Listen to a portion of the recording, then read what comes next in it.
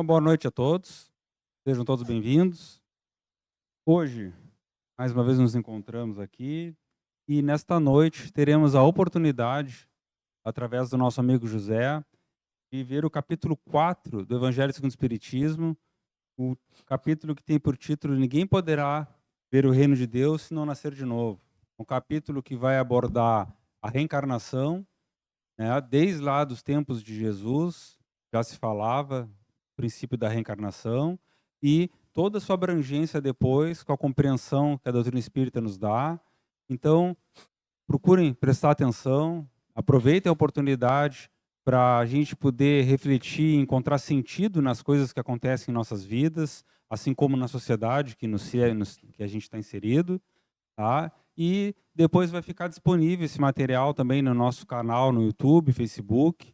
Compartilhem com outras pessoas, tá? Aqui também presencialmente, a gente está sempre às terças-feiras às 20h30 e aos sábados às 16 horas, sempre abertos, não tiramos férias. E nas segundas-feiras à noite, às 20h30, tem o estudo do Livro dos Espíritos também. Tá? Quem tiver interesse em conhecer mais, nos procure ou nos mande mensagens. Tá? Então, vamos procurar então, nesse momento, se tranquilizar, se desligar, né, do mundo lá fora. Quem tiver em casa aí, se procure ficar numa situação mais reservada, né, saia um pouco do tumulto e vamos nos dar a oportunidade de refletir e avaliar a nossa vida diante do ensinamento da noite de hoje. Com a palavra, José.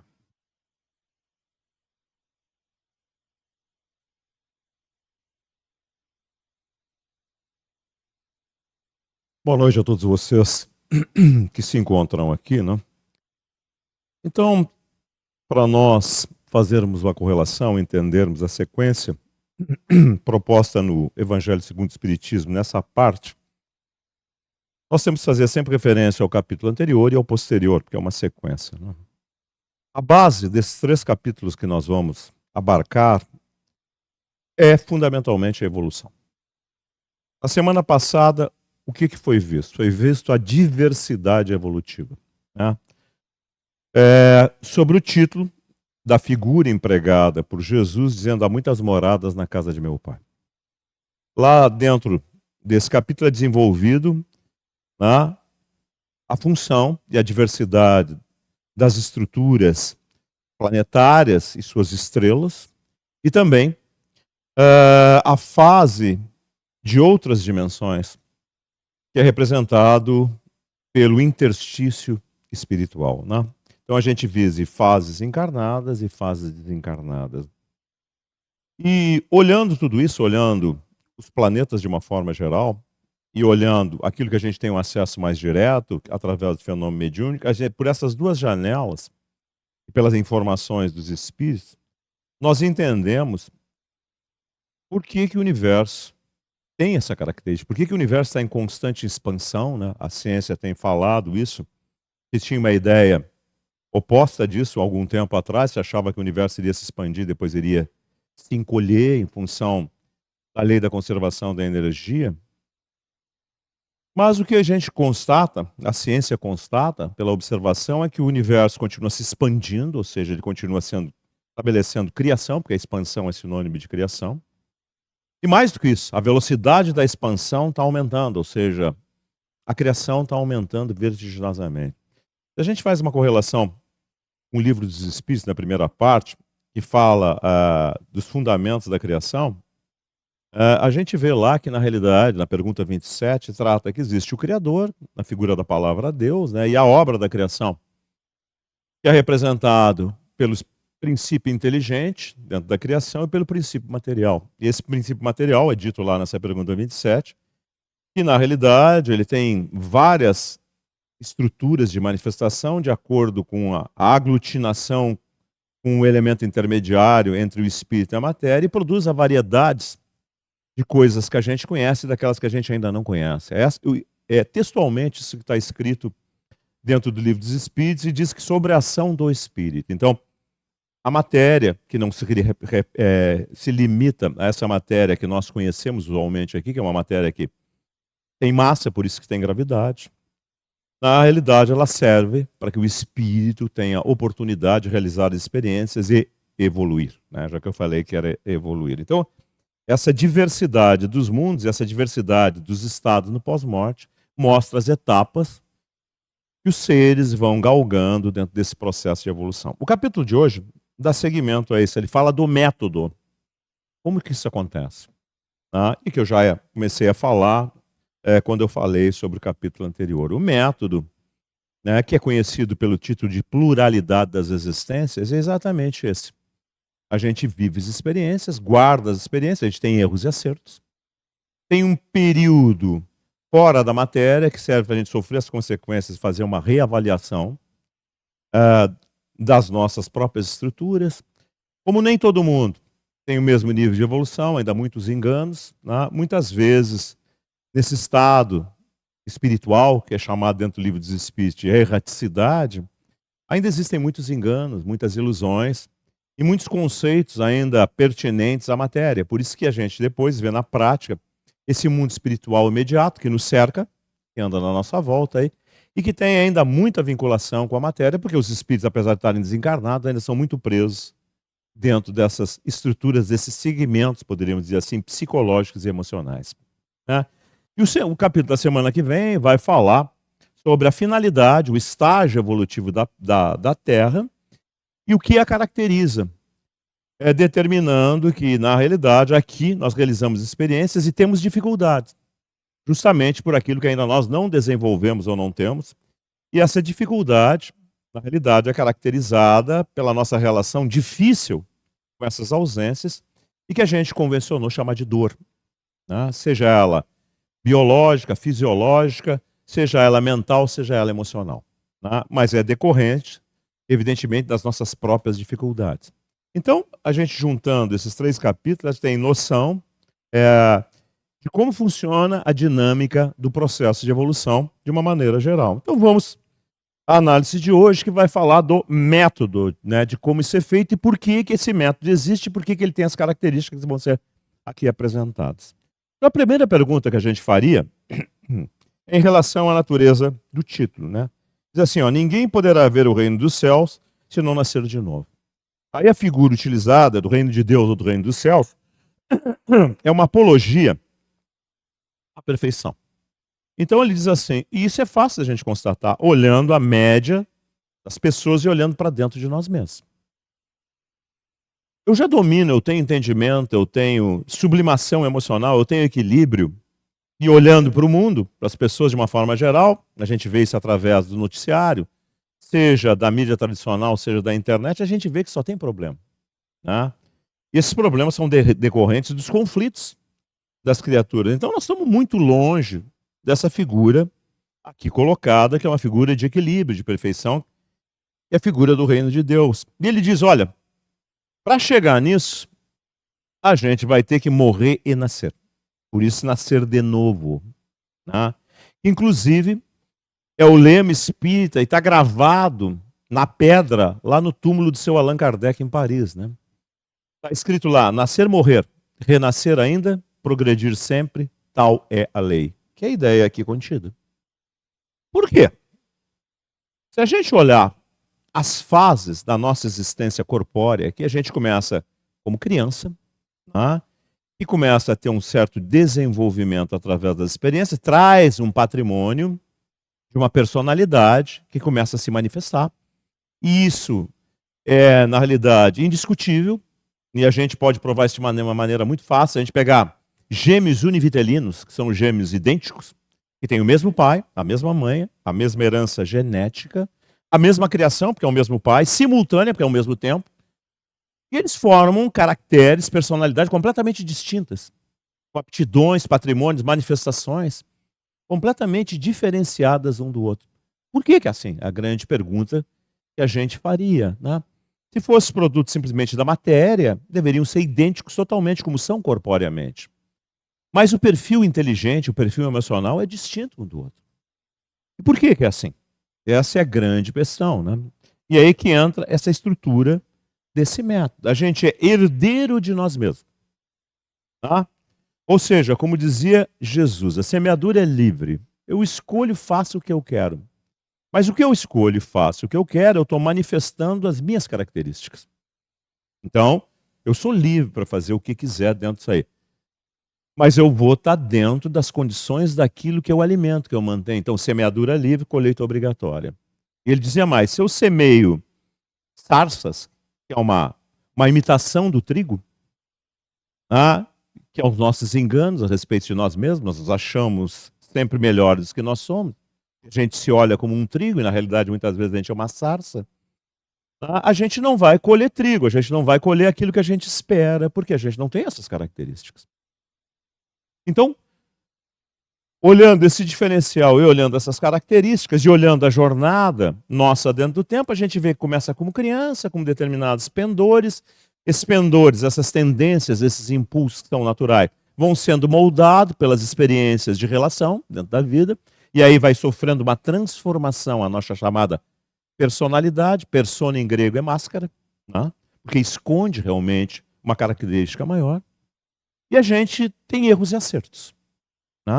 E quanto mais a gente avança dentro do tempo, dentro da encarnação, dentro do estado material, mais a gente se torna encismado nas suas próprias características. A gente tem enorme dificuldade de dar o braço a torcer e a de buscar entender demais coisas. A gente cria determinadas verdades, entre aspas, que rotulam e determinam a nossa vida. A gente se torna escravo desses hábitos mentais e emocionais, condicionados por ele, nós os desenvolvemos e nos bitolamos. Vocês notem que a gente tem enorme dificuldade de dar o braço a torcer. A gente se torna muito irredutível e a gente sempre acha que a gente tem razão. Como os outros também são que nem nós e também acham que tem razão, o que dá? Conflito. O conflito, na realidade, é uma manifestação de um conflito interno. O externo é decorrente do interno. Porque quem está em equilíbrio interno não tem conflito externo. Na realidade, é aquela figura tão clara de Jesus falando sobre as bem-aventuranças, dizendo que os pacíficos e os brandos, que são aqueles que abrandam a própria personalidade, eles herdarão a terra, no sentido de que ficarão dentro da característica que o planeta vai começar a atingir agora de maior equilíbrio. E os outros que não têm nada com isso vão sair fora, porque vão para poderíamos dizer assim, um hospital, escola, mais adequados aos seus estados. Tanto que Jesus também, em outra passagem, ele faria, olha, os sãos não precisam de médico, eles já estão na direção da saúde de uma forma geral, da saúde evolutiva, e consequentemente não precisam ser tratados, porque eles mesmos se tratam. E a figura disso é ser feliz, equilibrado, ter um mínima dificuldade com as adversidades, então o indivíduo é muito melhor. Mas normalmente a média, porque o planeta é muito baixo em termos evolutivos, não é essa, é o contrário. Eu repito para vocês, se a gente olhar a internet, ver a televisão, enfim, olhar e todas as informações que nos chegam, o que elas nos chegam? Se vocês olharem hoje, o que vocês encontram? Conflito. De todos os tipos. De todas as ordens. Seja a nível pequenininho, seja a nível familiar, seja a nível social, aí do comportamento esdrúxulo, existe várias maneiras, seja a nível coletivo, que é a soma das associações dos indivíduos formando a sociedade. E as sociedades criam os países também têm litígios entre si. Então vocês notem que isso é uma realidade. Então, como consertar isso a nível de indivíduo e chegar a nível de coletividade? Se a gente, como eu disse para vocês, na medida que avança no tempo, se torna mais irredutível, mais teimoso, mais dono da verdade e mais infeliz. Isso é óbvio. Como consertar isso? Nós temos que voltar para aquilo que caracteriza a primeira fase, que a criança é que ela tudo quer saber, ela tudo quer aprender, ela é mais flexível, ela não tem dificuldades de litígios com os outros, ela tenta sempre se aproximar. Vocês notem que as crianças na primeira fase infantil, elas tentam criar aproximação. E a partir da segunda fase, não, já começa aquela ideia de domínio, de controlar o outro, ser mais exibido. E vai indo para a adolescência, isso piora. E vai para a senilidade, piora mais ainda. Então, tem que voltar de novo para isso. Mas se eu voltar exatamente com as mesmas características, vou repetir. Então, por isso que existe um interstício espiritual, que a gente sofre todas essas consequências naturais dessas coisas todas, para nós nos dar conta disso tudo e ter uma necessidade de estabelecer essa mudança, já que quando a gente chegou na velhice, muitas vezes a gente não queria fazer mudança nenhuma, a gente era dono da verdade. Então tem que ter um choque. tem que ter realmente um choque, um impacto, para que eu me dê conta das coisas. Então, os problemas que vocês ouvem falar no mundo espiritual, na erraticidade, é uma sociedade, aqui fica aqui na volta, aqui não sai daqui porque é atraída para cá, são os espíritos presos, e a grande maioria ainda na estrutura social, nas criaturas dentro do planeta, tá? Esses criam uma coletividade de alto problema. Então, quando vocês vêem assim falar dos espíritos mais elevados, se chamam de espíritos de luz, tanto outros nomes, na realidade são criaturas mais equilibradas, que vivem em paz, e por viverem em paz, olham os outros e vê os conflitos dos outros. E como eles são benévolos e equilibrados, eles pensam em como encontrar soluções para os conflitos dos outros. Porque ninguém, na verdade, pode ser plenamente feliz cercado ou vendo infelicidade. É por isso que eles são e agem da maneira que agem. Por causa dessa visão, desse estado emocional que a gente chama pela palavra fraternidade. Então, quem tem paz consegue, na realidade, encontrar caminhos para a paz, porque ele já desenvolveu em si, ele sabe o que é isso. E ele analisa o outro, e tem sabedoria, e vê as características do outro, e vê qual é a melhor solução para o outro. É isso que os espíritos, na realidade, mais elevados fazem. Numa atividade, por exemplo, dentro de uma casa espírita. E aí entra num problema. O problema é que nós ainda somos muito temperamentais, muito teimosos, e muitas vezes muito irredutíveis. E aí entra o capítulo da semana que vem. É a dor. É Bem-aventurados os aflitos, o título da semana que vem. A aflição é um estado de transição entre o endurecimento e a renovação. O endurecido, primitivo, ele só pensa em si, ele não tem sensibilidade nenhuma, ele não pensa em nada, ele é bruto. Então ele se altera com coisa nenhuma. Ele agride, ele explora, ele faz, porque ele é bruto.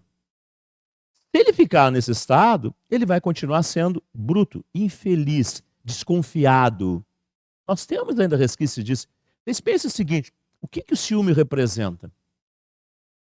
O ciúme representa uma coisa que nos come por dentro. Pela insegurança que ele desenvolve. Quem tem isso é infeliz, porque é desconfiado. Porque tem problema.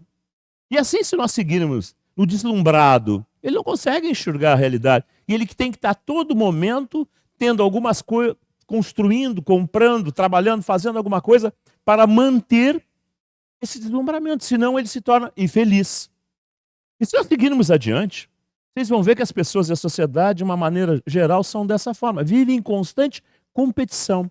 Até naquilo que parece mais harmônico, que a gente olha aí as redes sociais, as ferramentas de rede social, e vocês vão ver que no fundo é uma grande competição de ego, né? As pessoas colocam aquilo ali numa disputa silenciosa, pela necessidade que tem de destaque, porque são inseguros.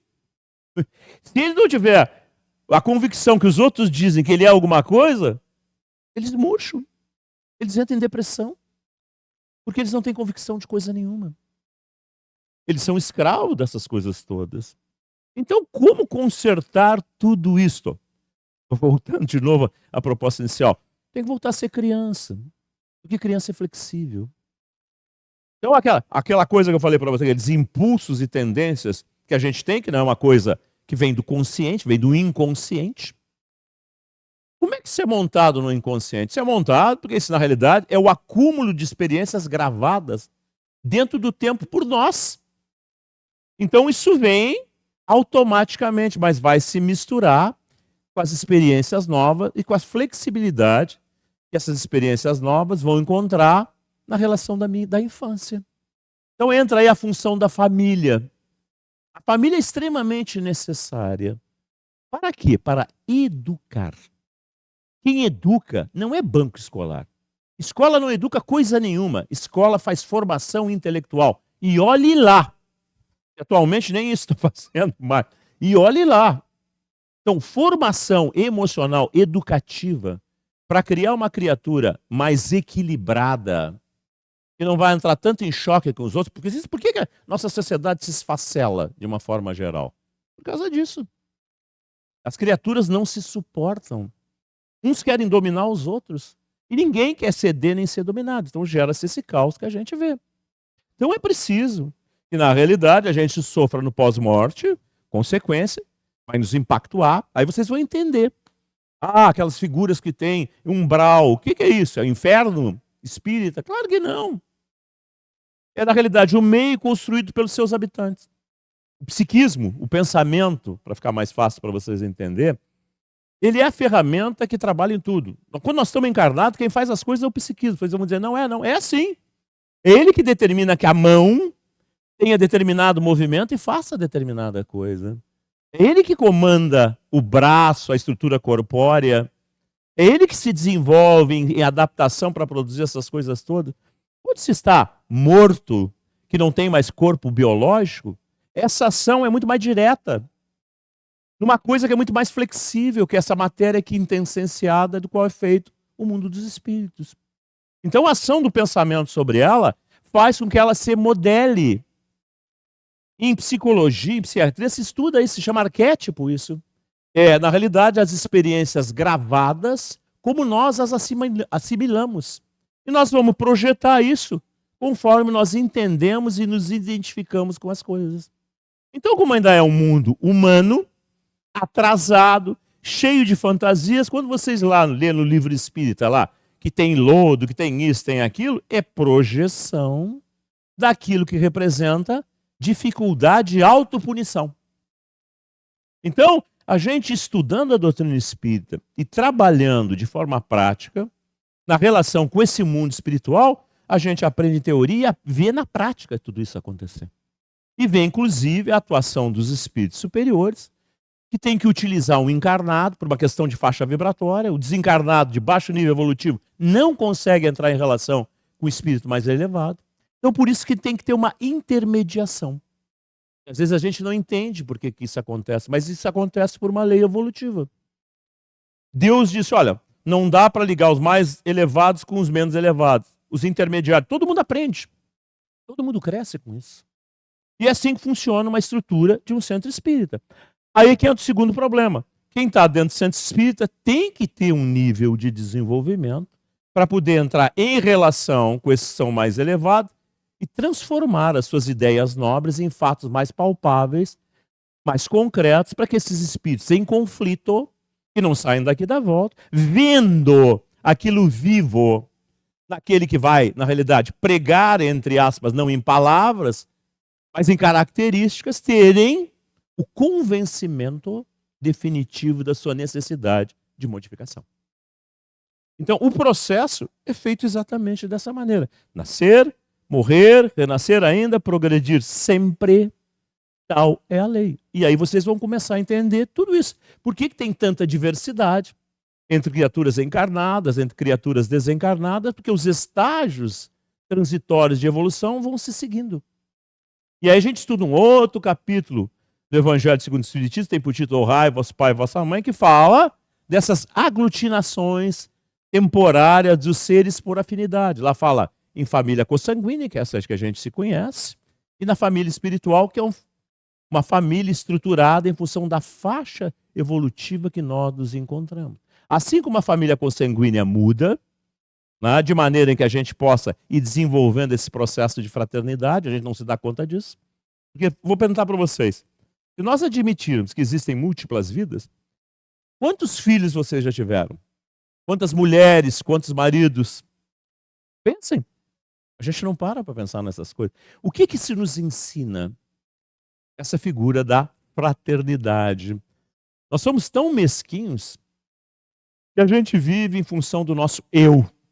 É uma figura também psicológica, do eu interno. Então é meu filho, minha casa, minha mulher, meu marido.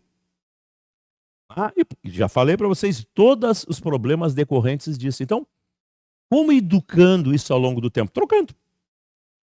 A gente vai ver, o inimigo de outrora é o filho de hoje. Então eu não suportava ele como inimigo. Hoje eu sou obrigado a engoli-lo como filho. O que isso vai fazer? Vai forçar uma aproximação que, se fosse esperar por mim, ia demorar quanto tempo?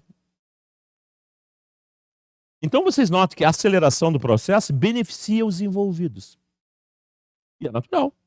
Então por isso, a gente lê no livro espírita e às vezes não entende as coisas. Por que isso é feito dessa maneira? É feito dessa maneira em benefício dos envolvidos. Sempre tudo é feito em benefício dos envolvidos. Toda a vida é feita dessa maneira. Então, há erro na lei evolutiva? Nunca há. Há erro na nossa relação com os fatos. Então, a gente sempre acha que as coisas são problemáticas, que eu tenho carga demais. Jesus fala numa situação dizendo assim, olha, o meu fardo, é o peso, né? É leve. E o meu jugo, que é do domínio, é suave. O que representa isso na prática? Na medida que a gente entenda o Evangelho, porque o Evangelho é um código de vida, são lições utilizando a sociedade hebraica, o dia a dia da sociedade hebraica, para ensinar o hebreu. Para o hebreu entender como ele era e quais eram as suas características. Mas como é uma coisa universal, se a gente fizer a translação, ou seja, estudar a sociedade hebraica, ver seus hábitos e ver a representação desses mesmos hábitos na nossa sociedade, o ensinamento é válido até hoje. Então, o Evangelho tem essa característica? Tem. Nós ainda repetimos os mesmos conflitos sobre outras formas que os hebreus faziam? Sim. Então, a lição ainda é válida para nós? Claro que é. E na medida que a gente vá digerindo essas coisas todas e incorporando sobre a forma de hábito, que esteja na condição reflexa, não é troca, não é eu pensar que eu vou fazer isso para me dar bem, para ir para o céu, para ir para a colônia espiritual, seja para onde for, porque não funciona assim, porque é mentira. Se eu não tenho, não tenho. E não adianta eu querer, na realidade, enganar, manipular ou burlar, porque não tem como. Então, isso que a gente aprende dentro de uma instituição espírita. A gente aprende inicialmente em teoria, estudando a doutrina espírita, que é o livro dos espíritos. E aí nós vamos para a prática. O que é a prática? É o tal do fenômeno mediúnico que vocês ouvem tanto falar. O que acontece nele? Existe um meio, um intermediário, uma pessoa que a gente conhece, tem uma determinada personalidade, nós tem uma determinada maneira de ser e ela se altera completamente. Mas se altera mesmo, radicalmente. Vira uma outra pessoa, porque na realidade é uma outra pessoa, apenas aquele corpo está servindo de meio para aquela manifestação. E a gente vai entrar em relação com isso. Nós vamos testar o nosso nível de entendimento, que a gente diz que tem, que a gente diz que estuda e que sabe, mas aí a gente está analisando aquilo ali, se a gente sabe, a gente deveria entender o que aquilo ali representa. Quem é aquela criatura que está ali, por que ele é assim? Por que ela se manifesta dessa maneira? Em que nível ela está inserida? Porque isso tudo aparece subjetivamente no comportamento do espírito em manifestação. E mais do que isso, nós vamos testar que capacidade nós temos de chegar ali e de alterar isso. Porque aí eu vou medir a minha verdadeira evolução, não a minha conversa. Porque não é conversa. Conversa não funciona. As pessoas acham que tudo funciona por conversa. Jesus dizia, o que sai pela boca vem do coração. Figura emocional. Ele dizia mais, avalia-se a árvore pelos frutos que dá. Uma boa árvore não dá bons frutos, uma árvore má não dá bons frutos. Avalia-se a árvore pelos frutos que dá. Então nós somos uma árvore. E os nossos frutos é aquilo que nós produzimos.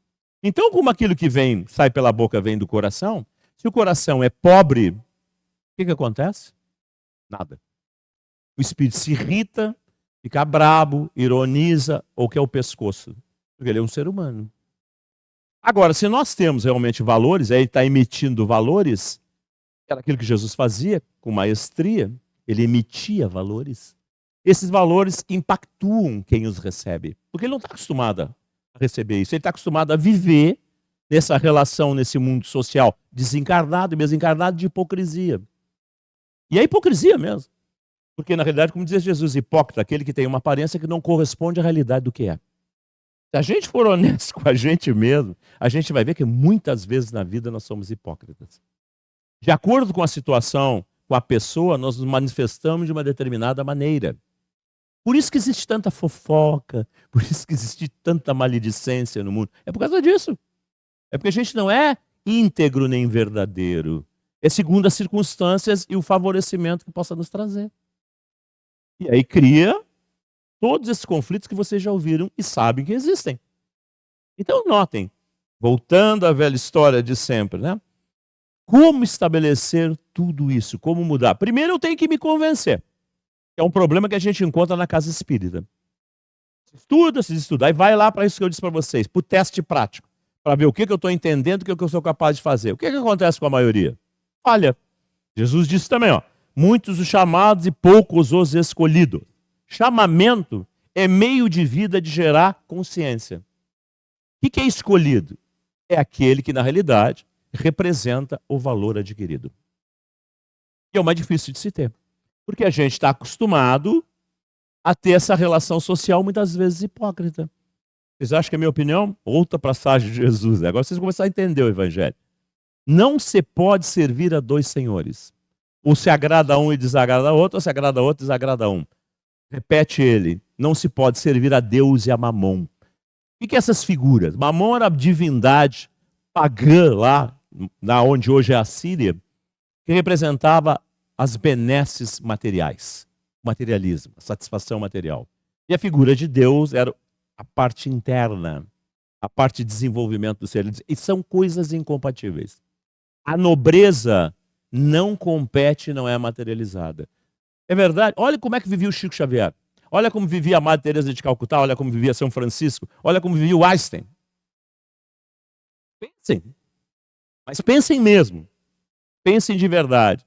Estou pegando expoentes os mais variados possíveis para ver que não é um caminho único. Eles eram felizes? Para nosso modelo talvez não, mas eles eram felizes. Eles geraram felicidade e progresso? Geraram. Isso é incontestável. Então, qual é a conclusão? Vale a pena? Vale. Vocês notam, a figura mais nobre disso tudo é Jesus. Nós estamos falando dele hoje ainda. Mais de 2000 anos depois, nós estamos falando as mesmas coisas, porque nós não entendemos nada. Recém estamos começando a compreender o que ele falava, que é sobre o nosso interior, que é o espírito em desenvolvimento dentro do tempo. Então, por isso que numa casa espírita vocês não encontram imagem, eu não troquei de roupa, eu não mudei de voz.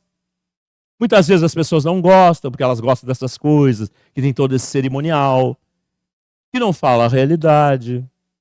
Mas o que a gente descobre de novo lá no fenômeno mediúnico?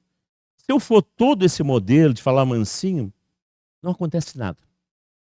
Não funciona. Não consegue se tocar os espíritos que têm alto conflito, que vocês conhecem sob o nome de mal. Dentro da doutrina espírita se chama de imperfeito, e não de mal. Porque mal é uma ideia de concepção. É a ideia de demônio, de coisa desse tipo, que não existe. Que simplesmente seria um erro, uma falha de construção divina. Agora, da onde veio isso? Da interpretação humana distorcida. Então, na medida que a gente vai estudando, entendendo essas coisas todas, porque Espiritismo é isso. Entender, por isso tem o Livro dos Espíritos, o conteúdo do Livro dos Espíritos é isso. E é um problema, o movimento espírita não estuda o Livro dos Espíritos, não estou dizendo nada demais, é verdade. Ou se usa o estudo sistematizado da doutrina, que é uma coletânea de apostilas que modificaram em relação às obras básicas, não é a proposta do Kardec. A proposta do Kardec, eu digo para vocês onde está. Item 35 do método no Livro dos Médiuns. É só ir lá buscar e ler. Está lá o Kardec propondo de quem quer ser espírita, como ele deve fazer, como ele deve estudar, se desenvolver para entender. Está lá, não é invenção, não é ideia minha. Mas isso normalmente não é feito.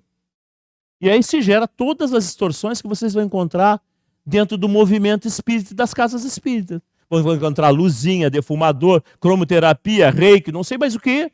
500 coisas que não tem dentro da doutrina. Porque a doutrina é eminentemente interna. Totalmente interna. Ela fala do espírito, que não é material. Ela fala da nossa cerne inteligente, emocional, que nos caracteriza e determina tudo que nós somos. Isso é que evolui dentro do tempo, porque o corpo morre. Por isso que ele diz aqui, morre e renasce. Então nós não somos um corpo, porque o corpo troca ao longo do tempo. Nós somos esse patrimônio inteligente que vai acumulando experiências com erros e acertos dentro do tempo, que gera toda essa diversidade. Então, o nosso planeta é atrasado? Não resta dúvida. Tem conserto? Tem conserto. Por isso que existem mundos de todos os níveis, mais primitivos que o nosso, onde começa lá a faixa humana, o racional, inicialmente, e tem planetas muito mais evoluídos que o nosso. Porque são escolas que os alunos que vão atingindo vão indo. Por isso é que existe tudo isso. A gente entendendo essas coisas e vendo essas coisas na prática, nasce mais do que esperança, nasce certeza. E aí a gente começa a entender tudo o que acontece. E a gente não fica tão aflito, tão desesperado, tão apavorado, tão competitivo. A gente ganha dentro da gente. A gente se torna mais harmônico num mundo desarmônico. A gente tem mais paz, mais abrandamento, mais serenidade. E não tem nada que trocar por fora, de mudar de roupa, botar branco, falar mansinho, isso não adianta nada. Porque não é verdade, nós não fizemos isso o tempo inteiro, nós não somos assim o tempo inteiro. Então não somos nós. Nós criamos lá um personagem, né, para determinado momento, chega dentro do centro espírita ou qualquer coisa para fazer isso. Agora, como dizia o Paulo de Tarso, tem uma nuvem de testemunha. Tem os espíritos que andam na volta aí, que nos acompanham todos os dias. Aí eles olham lá, pô, tá lá o cara que faz isso, aquilo, olha como ele está fazendo agora. Que respeito eles vão ter disso? Vocês teriam respeito? Vocês não teriam respeito. De novo, hipocrisia. Então notem que a gente vem, aprende tudo isso, mas a gente fica dividido. A gente quer continuar, quer que dê certo, mas quer continuar na nossa relação dentro do mundo, como o mundo dita as regras. E é incompatível. Quando Jesus diz, eu venci o mundo e foi crucificado, ele estava falando da sociedade da sua época. Ele contrariou o sistema, os fariseus tinham horror dele, os romanos eram políticos, que não queriam confusão, Pilatos lava as mãos e diz, olha, eu não encontrei nada de errado dele, mas não tem nada a ver com a querela de vocês. O povo que vivia nos calcanhares dele pedindo favor, abandona ele em função de Barrabás, que era um revolucionário, junto com Judas, para vocês entenderem, queria a libertação do domínio romano. E o que acontece com ele? É crucificado. Como mais de 40 mil pessoas que faziam oposição ao regime romano eram crucificados e colocados ao longo das vias. São as primeiras estradas construídas no planeta. Então, isso é a história da humanidade. É a história dos comportamentos dos seres dentro do tempo. Hoje nós não temos mais arenas, não temos mais cruzes físicas, mas temos cruzes da boca, cruzes da má intenção, da maledicência, da falta de verdade, da falta de integridade, da falta de honestidade. Continuando tendo as mesmas feras espalhadas pela sociedade humana, hein? Mas que vai mudando, vai aprendendo e vai melhorando. Estamos saindo desse estágio, a figura que vocês tanto ouvem falar, expiação e prova, que é o domínio da ignorância, da figura do mal. E estamos entrando em regeneração. Lembrem, regenerar o que é? Pega uma coisa que está estragada, doente, desgastada e melhorá-la. Fazê-la, na realidade, ganhar um upgrade, uma melhora. Então, o nosso espírito, preso ainda nesse primitivismo brutal, está começando a amadurecer. Está começando a se dar conta de todas essas realidades. Então, como tudo sofre uma transição, vocês vão encontrar dentro da literatura espírita como transição planetária. Um trânsito de um estado para o outro. Vai ser em 2 dias, 3 dias? Não, vai levar décadas, séculos. Pensem, até que nesses ciclos de morrer e nascer vão se completando, lento e gradualmente isso tudo vai sendo feito. Mas vai. O que vocês estão vendo hoje de caos, que parece que o mundo está dando para trás, que não vai dar certo, é uma vacina. Vacina, realmente é uma vacina. O mesmo princípio da vacina física, aquela lá que a gente pega os vírus, bota lá no ovo, faz um cultivo um pouco mais fraco e injeta no organismo para o organismo conviver com aquilo e pegar resistência. Esse é o princípio da vacina. Esse processo que nós estamos vivendo é uma vacina moral. Está sendo largado os germes, os conflitos da sociedade. Tem divisão, uns acham que é sim, outros que não. Uns defendem isso, outros defendem aquilo. Tempo e consequência. Tempo e consequência. É que na realidade vai trazer a realidade da verdade do que a coisa é. Discutir teoria agora, porque é isso, porque é aquilo, não adianta nada. Os que defendem um lado não vão ceder, os que defendem o outro não vão ceder. Como é que eles vão ceder? Pela consequência. Como tudo, né? É que nem nós teimamos, vamos, ficamos, dono da razão. Aí vamos morrer, recebe um cartão amarelo, estás doente, tens isso, tem aquilo. Aí a gente quer consertar tudo em 5 minutos.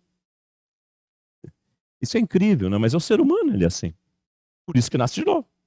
Então vocês notem que na realidade, quando a gente começa a entender o sentido, as bases, as estruturas em que tudo isso é sustentado e objetiva, aí a gente começa a ter uma nova direção, se compreender e viver isso, ter convencimento disso.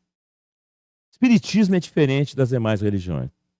As demais religiões têm sincretismo, tem liturgia, que é uma série de comportamentos e de práticas que determinam se fizer aquilo, está pronto. Espiritismo não adianta nada. Pensa que vir, centro espírita, sentar na mesa, pegar livro, estudar, tomar passo, resolve. Não resolve. O que resolve é evoluir. A verdade é essa. O que resolve é se transformar. Não tem outra maneira. É a única essa. Essa é real. Então, não adianta a gente, vou tomar passo de forma preventiva para não ter alguma coisa. Não adianta nada. Não vai resolver. E quem vai definir as coisas sou eu. Então vocês entendam isso.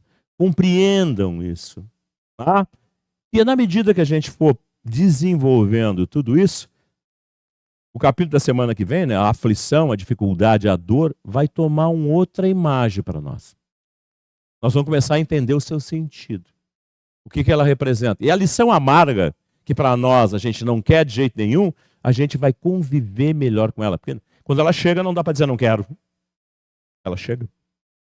Então qual é a melhor maneira? Viver com dificuldade, deprimido, revoltado? Ou é melhor ter capacidade de lidar e enfrentar isso? Eu vivo melhor, os que me cercam vivem melhor, e o meu pós-morte vai ser muito melhor.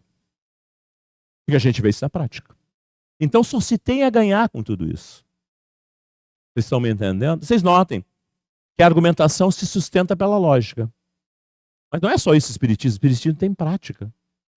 A gente vê na prática tudo isso. E aí a gente vai se convencendo. E se convencendo a gente muda. Essa é a palavra-chave, mudança. E a gente mudando, a gente se torna não mais uma criatura que alimenta os conflitos para nós e para a sociedade, mas nós começamos a ser ponto de solução. Um mundo de criaturas harmônicas é um mundo harmônico. É muito melhor. Funciona de uma maneira muito melhor. Então, na medida que a gente for desenvolvendo todas essas coisas, primeiro mundo, nosso mundo interno vai ser muito melhor. E a expansão desse mundo interno, no contato com os demais, a gente não vai brigar menos, não vai discutir, vai ter uma mudança de posição, vai gerar mais harmonia. Então, o que nos cerca, lenta e gradualmente, eu digo para vocês de novo, lenta e gradualmente, vai acabando cedendo. Então, a mensagem do conteúdo da doutrina espírita não é esperança, é certeza. Tá? A certeza absoluta no sentido da existência, olhando a vida para trás, olhando a vida agora, olhando a vida para frente, olhando o mundo espiritual, entendendo tudo isso, que na realidade, na medida em que a gente faça isso, desenvolva isso, como dizia Jesus, é digno o obreiro do seu salário. Obreiro é trabalhador. Quem trabalha dentro de si ganha o salário do desenvolvimento, do equilíbrio. Não perde nunca mais. O corpo morre, mas vai com ele. Por isso que nascem criaturas, a gente vai lá, por que fulano é tão equilibrado, tão nobre, tão isso, tão aquilo? Ele conquistou isso. Ninguém ganha nada de presente. É conquista, é trabalho. Né? Tem uma parte do livro dos Espíritos que fala em lei de trabalho e fala disso. Né? É aquilo que a gente vai produzindo sobre nós. É mais do que consolador. Tá? É uma coisa que dá certeza e nos impulsiona perante as dificuldades da vida cada vez mais para frente. Pensem vocês nisso. Semana que vem vai ser falado sobre a aflição mais detalhadamente. Mas pense, isso é estrutura, isso é doutrina espírita. A doutrina que liberta os corações.